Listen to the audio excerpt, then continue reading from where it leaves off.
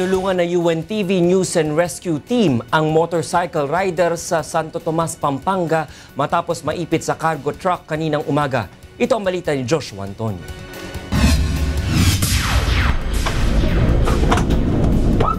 Isang tawag mula sa concerned citizen ang natanggap ng UNTV News and Rescue Team sa banggaan ng cargo truck at motorsiklo sa kahabaan ng MacArthur Highway, Sitio Balangkas, Santo Tomas, Pampanga, pasado alas 7 kaninang umaga.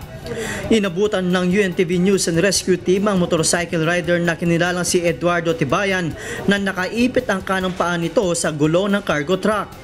Agad ini-assess ng grupo si Tibayan na ayon sa mga residente ay halos 2 oras nang nakaipit ang paa.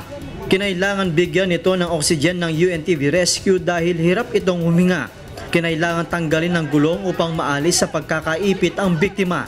Matapos malapatan ng Pangunang Lunas ang mga tinamong sugat nito ay kaagad na dinala ang pasyente sa Jose B. Lingad Hospital.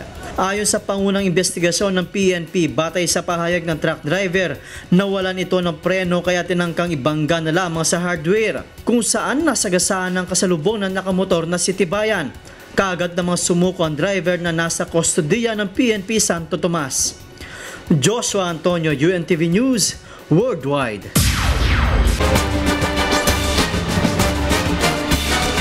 Tulong muna bago balita.